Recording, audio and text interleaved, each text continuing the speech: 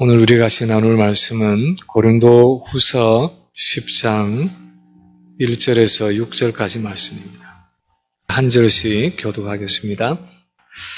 너희를 대면하면 유순하고 떠나 있으면 너희에 대하여 담대한 나 바울은 이제 그리스도의 온유와 관용으로 친히 너희를 권하고 또한 우리를 육신에 따라 행하는 자로 여기는 자들에 대하여 내가 담대히 대하는 것 같이 너희와 함께 있을 때에 나로 하여금 이 담대한 태도로 대하지 않게 하기를 구하노라. 우리가 육신으로 행하나 육신에 따라 싸우지 아니하노니 우리의 싸우는 무기는 육신에 속한 것이 아니요 오직 어떤 견고한 진도 무너뜨리는 하나님의 능력이라. 모든 이론을 무너뜨리며 하나님 아는 것을 대적하여 높아진 것을 다 무너뜨리고 모든 생각을 사로잡아 그리스도에게 복종하게 하니 너희의 복종이 온전하게 될 때에 모든 복종하지 않는 것을 벌하려고 준비하는 중에 있노라. 아멘. 2001년 8월에 우리 한국의 교회갱신협의회의 영성수련회가 있었을 때에 돌아가신 우리 고옥하는 목사님이 마지막 예배, 이 폐회 예배에 설교를 하셨는데 그 제목이 표준을 낮게 잡으면 망한다 하는 제목이었습니다. 표준을 낮게 잡으면 망한다. 고린도전서 11장 1절의 말씀, 내가 그리스도를 본받는 자 된 것 같이 너희는 나를 본받는 자가 되라 하는 이 말씀으로 본문으로 증거한 그 설교의 핵심은 우리 한국교회가 많은 여러 부분에서 어려움 가운데 처하게 된 근본적인 이유는 처음부터 우리 신앙의 표준을, 우리 신앙의 기준을, 우리 신앙의 이 목표를 너무 낮게 잡았기 때문이다 하는 것이었습니다. 바울이 예수 그리스도를 본받는 것을 자기 신앙의 목표로 삼고 그것을 내 신앙생활의 기준으로 삼고 예수 그리스도를 닮아가기 위해서 그 목표를 향해서 달려간 것처럼 우리도 우리 신앙생활에서 예수 그리스도를 닮는 그것을 목표로 하고 기준으로 하고 표준으로 신앙생활을 해야 하는데 많은 경우에 우리 한국의 그리스도인들의 신앙생활이 그런 기준을 설정하지 못하고 신앙생활을 해왔다는 것입니다. 그래서 그냥 형편이 되는 대로, 소위 말해서 바람이 부는 대로, 물결이 치는 대로, 그냥 남들이 가는 대로 그렇게 신앙생활을 해나가다 보니까 오늘날 한국교회가 밑바닥을 치는 신앙생활을 하게 되었다. 우리 목회자도 그렇고 성도들도 바닥을 치는 그런 신앙생활을 하고 있다 하는 것이 그 설교의 주된 내용이었습니다. 근데 사실 오늘 우리가 읽은 이 본문도 그런 맥락 속에 들어있습니다. 고린도 교회 안에 바울을 대적하는 많은 거짓 선지자들과 또 성도들이 세속적인 그리스도인들이 있었습니다. 그들은 바울의 사도직을 인정하지 않을 뿐 아니라 다시 말하면 바울은 그 12사도 중에 들어가지 않았고 나중에 부름받았지 않느냐 하면서 바울의 사도직을 인정하지 않을 뿐 아니라 오늘 이 본문에 보면은 바울은 글로 쓸 때는, 편지를 쓸 때는 아주 담대하고 그럴듯하게 그렇게 쓰지만 실제로 얼굴을 대면해서 보면 별 볼 일 없는 사람이다. 그냥 유약하고 아주 비겁한 그런 성품을 가지고 있는 볼품없는 사람이다 하면서 바울을 폄하하고 공격하는 사람들이 고린도 교회 안에 있었습니다. 그들의 생각과 말은 성경적이지도 않고 영적이지도 않았습니다. 아직도 여러 면에서 인간적이고 육신적인 생각을 가지고 신앙생활을 하고 있는 사람들이었습니다. 신앙생활을 한다고 말은 했지만 아직 어린아이와 같은 미숙한 세속적인 생각 가운데 빠져있는 사람들이었습니다. 그런 배경 안에서 오늘 우리가 읽은 이 본문을 바울이 기록하면서 그 사람들에게 편지를 하고 있는데, 본문에서 바울은 적어도 3가지 사실을 말하고 있습니다. 첫째는 우리 성도들은 비록 이 땅에서 육신을 가지고 살아가지만 육신을 따라서 살아가는 사람들이 아니라는 것입니다.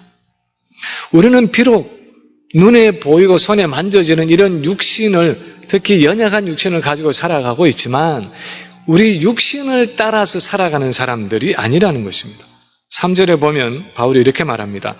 우리가 육신으로 행하나 육신에 따라 싸우지 아니하노니.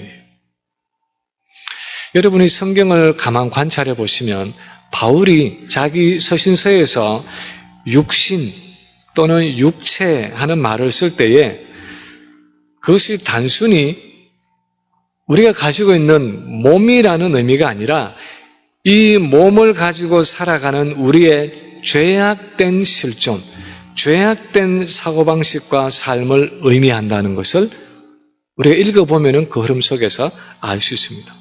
그래서 우리가 육신으로 행하나 육신에 따라 싸우지 않는다 하는 오늘 이 본문의 의미는 비록 우리가 육신을 입고 이 땅을 살아가기는 하지만 그리스도인으로서 우리의 생각이나 말과 사고방식은 육신을 가지고 있는 이 세상의 죄악된 사고방식을 따라 살아가는 사람들이 아니라는 것입니다. 몸을 입고 이 발에다가 땅을 딛고 세상을 살아가기는 하지만 이 세상의 인간적이고 육신적인 가치관을 따라 살아갈 사람들이 우리는 아니라는 것입니다. 발은 땅에 딛고 살아가지만 우리는 이 땅의 사고방식이 아니라 하늘의 사고방식, 위를 바라보고 살아가야 하는 사람들이라는 것입니다. 사실 이것을 골로새서 3장에서 바울은 말하기를 그러므로 너희가 그리스도와 함께 다시 살리심을 받았으면 위의 것을 찾아라. 거기는 그리스도께서 하나님 우편에 앉아 계시느니라. 위의 것을 생각하고 땅의 것을 생각하지 말라. 이는 너희가 죽었고 너희 생명이 그리스도와 함께 하나님 안에 감추어졌습니다. 그렇게 기록을 하고 있습니다. 성경이 여러 곳에서 동일하게 말씀을 하고 있는 것은 우리가 비록 연약하고 죄악된 몸을 가지고 이 땅에 발을 딛고 살아가기는 하지만 이 세상 사람들의 사고방식과 삶을 따라서 살아갈 사람들이 아니라는 것입니다. 가끔 어떤 분들이 좋은 동영상이 있으면 카톡으로 이렇게 보내주시곤 하는데 얼마 전에 어떤 분이 어떤 그 음악 동영상을 보내주셨는데 아주 예전에 한국에서 들었던 정말 그때 듣고 처음 듣는 노래였습니다. 바벨론 강가에서 하는 그런 이 팝송이죠. 1970년대 중고등학교 시절에 들었던 팝송입니다. 근데 그때는 영어를 잘 모르니까 이 가사의 내용이 뭔지도 모르고 그냥 신나게 다른 팝송 중에 하나인 것처럼 생각하고 들었던 노래였습니다. 근데 마침 그 보내주신 동영상의 그 팝송의 가사가 한글로 이렇게 번역이 돼서 나오는데 그 가사를 가만히 들여다보니까 그게 우리 성경의 시편 137편에 있는 내용을 가지고 쓴 가사였습니다. 그 시편을 그래서 찾아봤습니다. 거기 보면은 이렇게 시작을 합니다. 우리가 바벨론의 여러 강변 거기에 앉아서 시온을 기억하며 울었도다. 그렇게 시작하면서 그 중간에 보면 예루살렘아 내가 너를 잊을진대 내 오른손이 그의 재주를 잊으리로다. 내가 예루살렘을 기억하지 아니하거나 내가 가장 즐거워하는 것보다 더 즐거워하지 아니할진대 내 혀가 내 입천장에 붙을지로다. 그렇게 그 시편에 나오는데 그만큼 예루살렘을 잊을 수 없다 하는 표현을 하고 있는 것입니다. 그 배경은 하나님의 언약 백성인 이스라엘이 바벨론의 포로로 잡혀가서 그 이방 땅에서 그 사람들의 옷을 입고 그 사람들이 주는 음식을 먹고 그 사람들이 사는 집에서 살아간다고 할지라도 그들은 결코 예루살렘을 잊을 수 없다는 것입니다. 그들이 어느 곳에서 어떻게 살아간다고 하더라도 그들이 하나님의 백성이라는 그 정체성을 잊을 수 없다는 것입니다. 그들이 하나님의 언약 백성이고 언약 백성으로 살아가야 할 그 고유한 가치관과 삶의 방식이 있다는 사실을 잊을 수 없다는 것입니다. 그래서 그 먼 땅 바벨론에 포로로 잡혀가서 그 이방 사람들이 이 유대인들에게 너희 한번 예전에 부르던 그 노래를 불러봐라 그렇게 말할 때에 그 찬양을 예전에 예루살렘에서 부르던 찬양을 부르면서 시온산과 예루살렘을 다시 기억하면서 슬프게 울었다는 것입니다. 그런데 오늘 본문에서 바울이 말하는 내용의 정서가 사실은 이것과 굉장히 흡사하다 말할 수 있습니다. 비록 우리가 이 몸을 가지고 때로는 연약하고 부족하고 범죄하고 실족하고 낙심하는 그런 이 세상에 속한 육신을 입고 이 땅에 발을 딛고 살아가지만 우리는 바벨론과 같은 이 세상의 가치관을 따라서 살아갈 사람들이 아니라는 것입니다. 우리는 부름을 받은, 세상에서 부름을 받은 하나님의 백성으로서 예수 그리스도와 연합되어서 천국에 속한 시민으로서 우리의 정체성에 맞는 고유한 가치관과 사고방식을 가지고 살아가야 할 사람들이라는 것입니다. 그래서 비록 세상 속에서 살아가지만 이 세상 사람들처럼 그렇게 생각하면서 살아갈 수는 없다는 것입니다. 오늘날 많은 사람들이 동의하는 한국에 있는 분들이나 또 이곳에 살고 있는 우리 이민자들이나 우리 모두가 다 어느 정도 공감하고 동의하는 우리 기독교의 위기는 하나님의 언약 백성이라고 말하는 우리 기독교인들과 하나님의 언약과는 아무 상관이 없는 세상 사람들 사이에 그 가치관과 사고방식의 차이가 별로 없다는 것입니다. 세상 사람들이 우리 기독교인들이 살아가는 그 방식을 볼 때에 굳이 그렇게 자기들과 다르다고 확연하게 느낄 수 있는 그런 것들이 별로 없다는 것입니다. 매 주일이 되면은 성경책을 끼고 매번 하는 것처럼 그렇게 교회에 달려가고 또 교회에 집사로, 장로로, 권사로, 또 목사로 그렇게 일을 맡아서 이것저것 그렇게 한다는 것 외에 세상 속에서 살아가는 그 일상의 삶 속에서는 기독교인이라고 해서 정말 세상과 다른 어떤 독특한 고유한 가치관을 가지고 살아가는 것을 세상 사람들이 참 보기가 힘들다는 것입니다. 그만큼 우리 기독교인들이 어떤 면에서는 세상 사람들과 비슷하게 되었다는 것입니다. 세상 사람들이 우리 기독교인들과 비슷하게 따라온 것이 아니라 우리가 세상 사람들과 비슷하게 되어간다는 것입니다. 오늘 본문의 바울의 표현으로 하면 예수를 믿으면서도 여전히 육신을 따라서 살아갈 때가 많다는 것입니다. 세상 사람들처럼 눈에 보이고 손에 만져지는 그 눈에 보이는 현실을 따라서 살아가고 있다는 것입니다.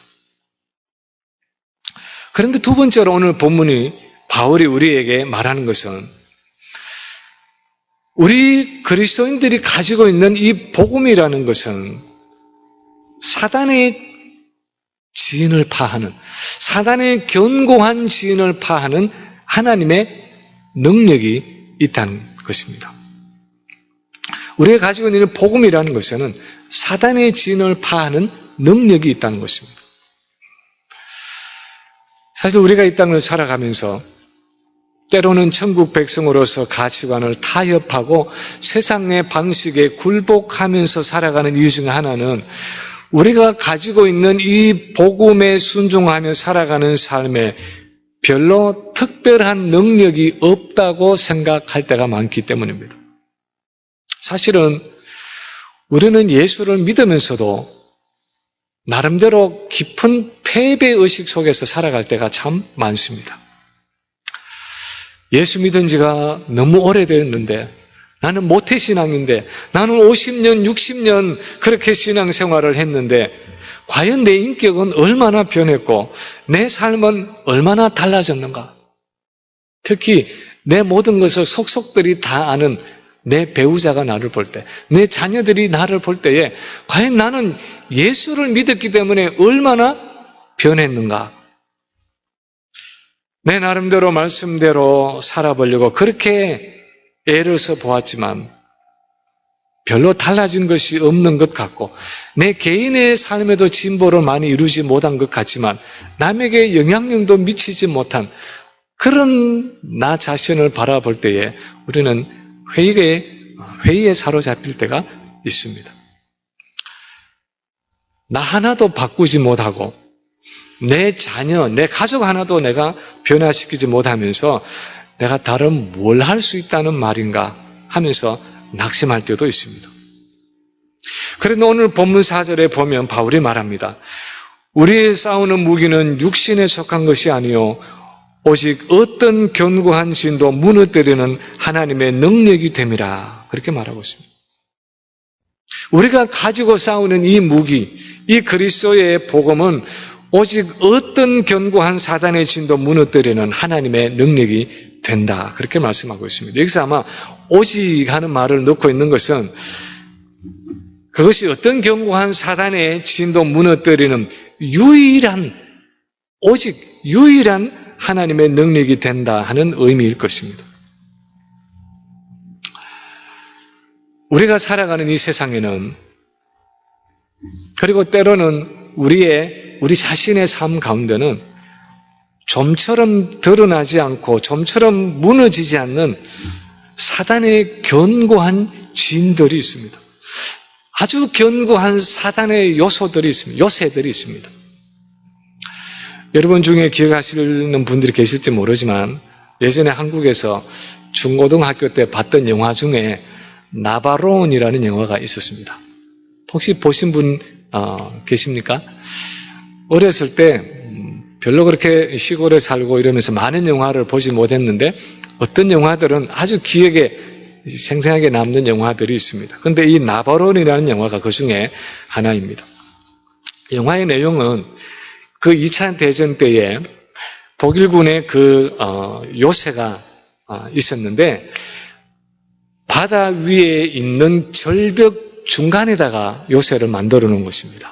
거기다가 아주 거대한 포를 숨겨가지고 설치해 놓았는데 그것이 나바로운이라는 요새입니다. 근데 그 지형상 바다 위에 이 깎아 세운 절벽의 중간에다가 만들어 놓았기 때문에 아주 소위 말하는 천혜의 요새였습니다. 수많은 비행기들이 그걸 폭격하려고 하고 수많은 배들이 어떻게 그걸 부숴보려고 애를 썼지만 번번이 실패했기 때문에 결국은 특공대로 조직해서 많은 희생을 치르면서 그 요새를, 그 나바로운 고지를 점령해야 했다 하는 것이 그 영화의 내용입니다.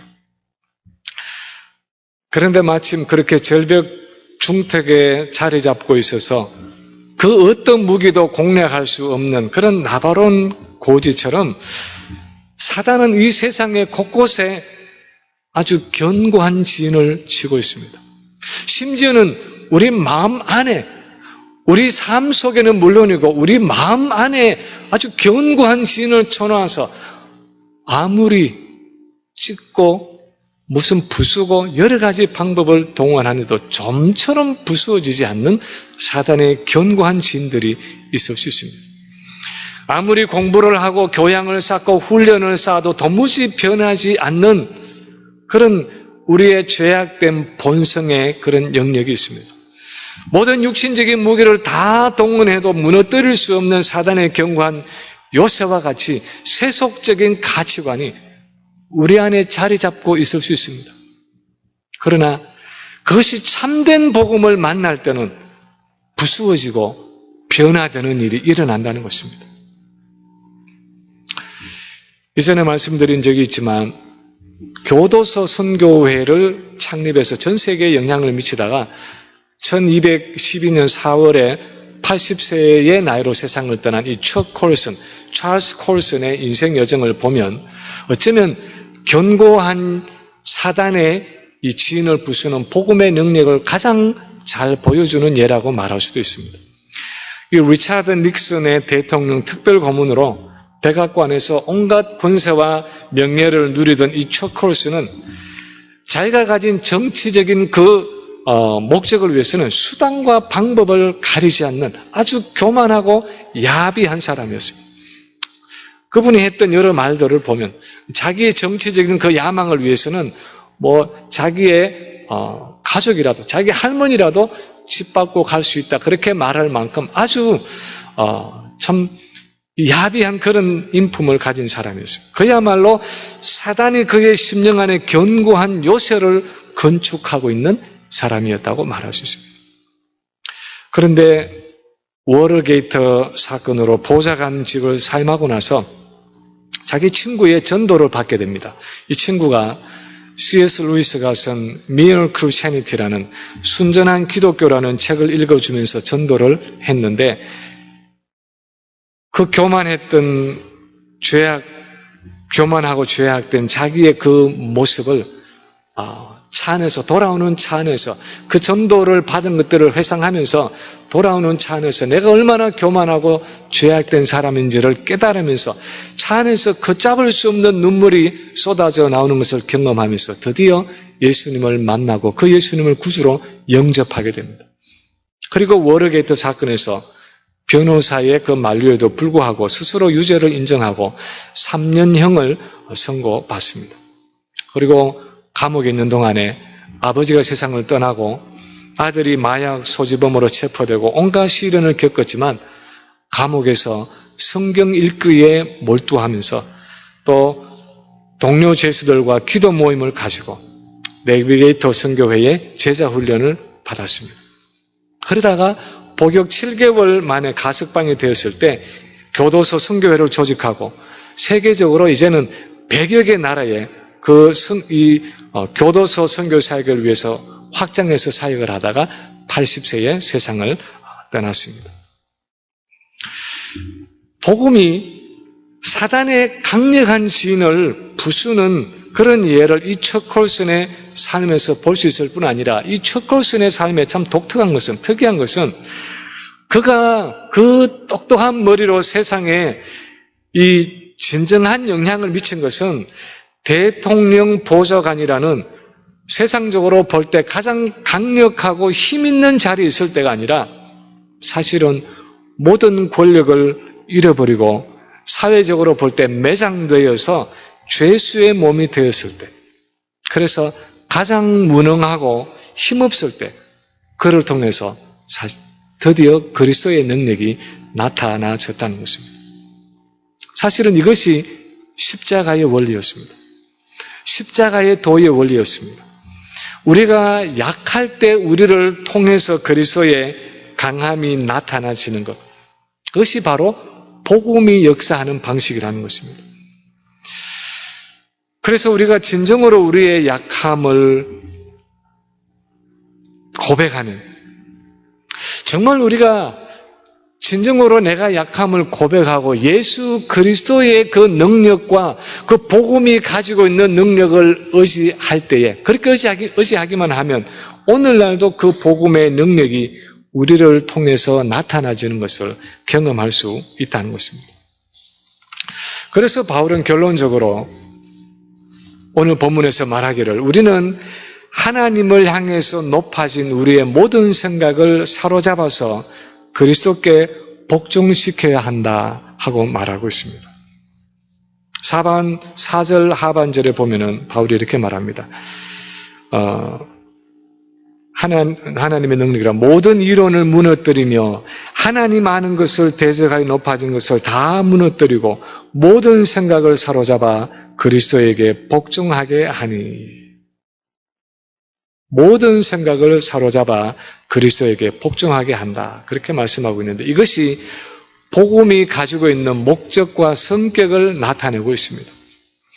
하나님께서 우리에게 복음을 주신 것은 내 안에 있는 모든 인간 중심적인 논리를 무너뜨리고 하나님 아는 것을 대적해서 높아진 나의 교만을 무너뜨리고 나의 모든 생각을 사로잡아서 그리스도에게 복종케 하는 그 목적으로 복음이 우리에게 주어졌다는 것입니다.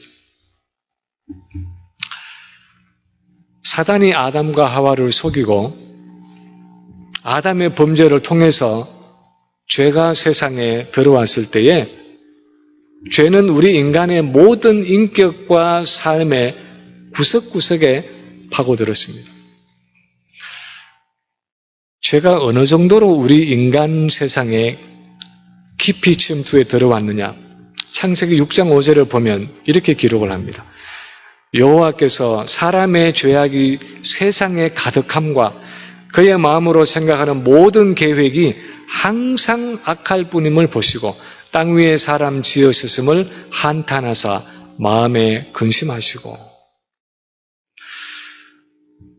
죄가 세상에 들어오고 나서, 아담을 통해서 죄가 세상에 들어오고 나서 죄가 세상에 가득 찼는데, 우리 옛날 성경은 관영했다 그랬습니다. 세상에 가득 찼는데 어느 정도로 가득 찼느냐? 그 모든 사람들의 마음으로 생각하는 모든 계획이 항상 악할 뿐임을 보셨다 그랬습니다. 문법적으로 보면 모든 계획이 항상 악할 뿐임을 보셨다. 어떤 생각이 때로는 악했다 하는 것이 아니라 모든 마음의 생각들이 항상 악할 뿐이었다. 악하기만 했다. 그렇게 말하면서 인간의 죄악됨의 정도를 최상급으로 말하고 있습니다. 죄는 그만큼 철저하게 우리 인간 세상을 파고들었고 우리 인간의, 저와 여러분의 인격과 삶에 깊이 침투했다는 의미입니다. 우리는요, 이런 성경 구절을 읽을 때에 사실 마음속에 그런 의문이 들 수 있습니다. 하나님께 그렇게 물었는지 모릅니다. 정말입니까, 하나님? 우리가 정말 그렇게 그 정도로 악한 것입니까? 제가 정말 그렇게 악한 것입니까? 우리는 대체로 그렇게 생각하지 않습니다. 왜냐하면 우리 몸에 그렇게 내가 악하다고 느껴지지 않기 때문입니다. 대체로 우리는 그래도 나만한 사람도 없다. 그래도 내가 옆에 있는 아무개보다는 그래도 내가 낫지. 그렇게 생각하면서 그걸 위로 삼아서 살아갑니다. 그런데 하나님은 말씀하십니다. 예레미야 17장 9절에 보면 만물보다 거짓되고 심히 부패한 것은 마음이라. 누가 능히 이를 알리오마는 나 여호와는 심장을 살피며 폐부를 시험하고 각각 그의 행위와 그의 행실대로 보응하나니. 만물보다 거짓되고 심히 부패한 것이 마음인데 내 자신을 포함해서 아무도 그것을 모른다는 것입니다. 나하고 가장 가까이 있는 심지어 내 아내도 내 남편도 사실은 내가 얼마나 부패한 마음을 가지고 있는지 모른다는 것입니다. 오직 하나님만이 우리 마음이 얼마나 부패한지를 감찰하시고 아신다는 것입니다. 이런 우리에게 그리스도의 복음이 주어졌을 때 주님은 우리가 마음으로 하는 그 모든 악한 생각과 계획들이 이제 제자리를 찾아가기를 원하신다는 것입니다. 이제 그리스도 안에서 새로워진 피조물로서 이 세상에 여전히 발을 딛고 살아가지만 우리의 모든 생각과 가치관과 사고방식이 이제는 예전처럼 내 중심이 아니라 하나님 중심으로 예수 그리스도를 주라고 주님이라고 부르는 사람답게 변화되어지기를 원하신다는 것입니다. 그래서 바울은 오늘 본문에서 우리에게 주어진 그리스도의 복음은 모든 인간 중심적인 이론을 무너뜨리며 하나님 아는 것을 대적하여 높아진 것을 다 무너뜨리고 모든 생각을 사로잡아 그리스도에게 복종케 한다. 그렇게 말씀하고 있습니다. 그것이 바로 우리가 가지고 있는 복음의 목적이라는 것입니다. 그것이 바로 복음이 가지고 있는 하나님의 능력이라는 것입니다. 그것을 위해서 복음이 우리에게 주어졌다는 것입니다. 우리가 이토록 능력 있는 복음을 가지고 살아간다고 말하면서도 이 복음의 능력을 온전히 경험하지 못하고 살아가는 이유가 무엇입니까? 예수는 믿지만 하나님을 향해서 높아진 우리의 모든 생각을 사로잡아서 그리스도께 복종시키는 그 일을 소홀히 하기 때문입니다. 솔직하게 말해서 우리는 너무너무 대충 예수를 믿을 때가 많습니다. 굵직굵직한 신앙 고백은 잘 하는데 자세하고 세밀한 실천은 없을 때가 많습니다. 제가 그렇습니다. 제가 그렇기 때문에 너무너무 잘합니다. 아주 큼지막한, 아주 대단해 보이는 신앙 고백은 잘 하는데 삶의 부분에 들어가면 아주 상세한 세밀한 그런 영역에서는 그 말씀대로 살아가지 못할 때가 너무 많은 것입니다. 그곳에서는 있어야 할 삶의 변화가 따르지 않을 때가 너무 많은 것입니다.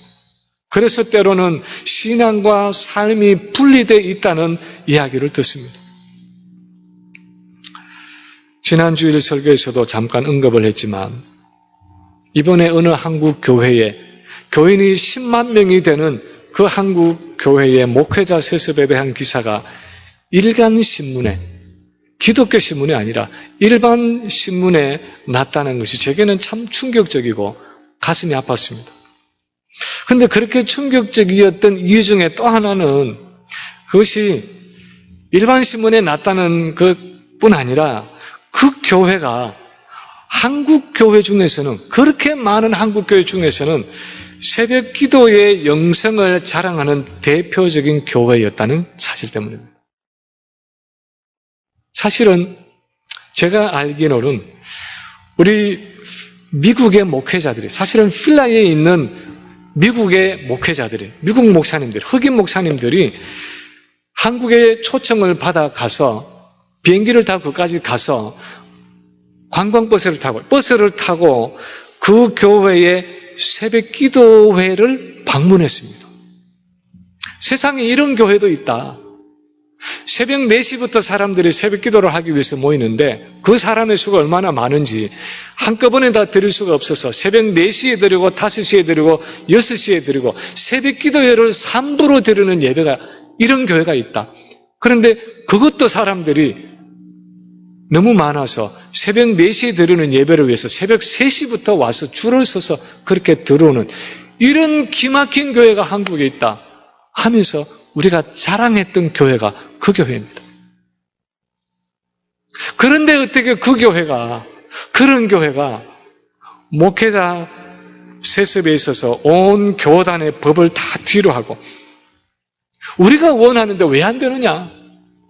그렇게 말하면서 담임 목사 세습을 진행하는데 우리는 정말 거기에서 혼돈될 수밖에 없는 것입니다. 어떻게 그렇게 기도를 하고, 어떻게 그렇게 경건하고, 어떻게 그렇게 뜨겁게 예배하는, 목숨을 걸고 예수를 믿는다고 말하는 분들이 온 세상 사람들이 다 손가락질하는 그 일에 있어서는 이렇게 어처구니 없이 그 일을 계속해서 밀고 나가면서 우리가 원하는데 왜 안 되느냐, 그렇게 말하고 있느냐 하는 것입니다. 도대체 무엇이 문제입니까? 저는 아마도 그것은 복음이 우리의 삶에 구체적으로 적용되지 못하고 있기 때문이라고 생각을 합니다. 오늘 본문의 바울의 표현으로 하면 우리의 모든 생각을 사로잡아서 그리스도께 복종하는 그 일에 모든 세밀하고 자세한 것들을 사로잡아서 그리스도께 복종시키는 그 일에 실패하고 있기 때문이라고 생각을 합니다. 사실 우리가 그분들을 향해서 참 딱하다 그렇게 말하고 있지만 어쩌면 우리의 삶 속에도 종류가 달라서 그렇지 얼마든지 그런 일이 일어날 수 있는 것입니다. 거기에 비해서 16세기에 종교개혁의 원리들을 삶에 구체적으로 적용했던 이 영국의 청교도들의 삶을 보면 참으로 놀라울 정도로 세밀한 신앙생활을 했습니다. 소위 퓨리탄 캐주얼리스트라고 부르는 이 청교도들의 실제적인 신앙의 적용들을 보면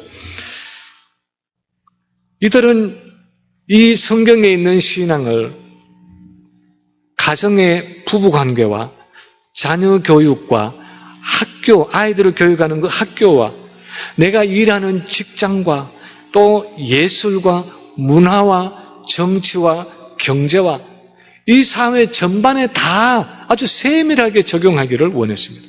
그래서 아주 자세하게 그 성경의 원리들을 여러 영역에 구체적으로 적용하는 책들을 썼습니다. 윌리엄 펄킨스라는 사람으로부터 시작해서 이 청교도들이 그런 종류의 이 신앙을 삶에 적용하는 책들을 얼마나 많이 썼는지 모릅니다. 그런데 400년이 지난 오늘날까지도 그만한 깊이를 찾아보기 어려울 정도로 그들은 하나님을 향해서 높아진 그들의 모든 생각을 다 사로잡아서 그리스도께 복종시키기를 원했습니다. 우리가 교회 설립 11주년을 맞아서 신앙서적 읽기를 하는 이유가 무엇입니까? 그냥 바쁘고 힘들고 피곤하고 읽어도 잘 머리에 들어오지도 않는 그런 나이라고 생각을 하고 있는데 왜 우리가 지금 여러 책들을 가지고 그 신앙서적을 읽고 한번 독후감을 써보자고 말하는 것입니까? 우리의 모든 생각을 사로잡아서 그리스도께 복종시키는 그 일을 한번 해보자는 것입니다. 우리의 아주 조그마한 생각까지도 다 사로잡아서 그리스도께 복종시킴으로 그분이 원하시는 온전한 순종을 해보자는 것입니다. 우리가 가지고 있는 이 복음이라는 것을 만약에 사람이 가지고 있는 이 심장에 비유한다면 이 심장에서 나가는 굵은 이 대동맥, 큰 혈관들에 해당하는 것이 저는 이 성경 자체와 교리적인 가르침이라고 생각을 합니다. 그리고 성경을 풀어서 설교하고 성경 공부를 하는 그런 일들은 어쩌면 그것보다는 조금 더 작은 그런 혈관이라 말할 수 있습니다. 그렇다면 우리가 하는 신앙 서적을 읽고 또 큐티를 하면서 그 말씀을 내 삶에 자세하게 적용하는 것은 거기에서 붙어 있는 더 작은 그런 실 같은 혈관들과 어쩌면 모세 혈관에 해당한다고 말할 수 있습니다. 그런데 마치 심장에서 나오는 이 피가 혈관을 통해서 마치 가지를 치는 것처럼 그런 혈관을 통해서 나중에는 모세 혈관으로까지 들어가서 세포의 그 구석구석까지 그 생명을 나르는 피가 다 닿아야 하는 것처럼 그래서 그 세포에 생명을 주어서 살려야 하는 것처럼 우리의 복음이라는 것은 그 성경과 교리를 통해서 그리고 여러 가지 설교와 성경 공부를 통해서 그리고 내가 신앙서적의 여러 분야의 책들을 읽고 그 다음에 매일매일 큐티를 하고 말씀을 묵상함으로써 적용함으로써 우리의 삶에 아주 구체적으로 여러 부분 속에 들어가서 우리의 삶을 변화시키는 마치 누룩과 같이 침투해서 삶을 변화시키는 그 일이 일어나야 한다는 것입니다. 아주 세밀한 우리 삶의 영역에까지 복음의 생명이 스며들어서 침투해서 우리의 모든 생각과 삶이 변화되어지는 것 그것이 주님이 우리에게 복음을 주신 목적이라는 것입니다. 우리에게는 그런 노력이 필요하다는 것입니다.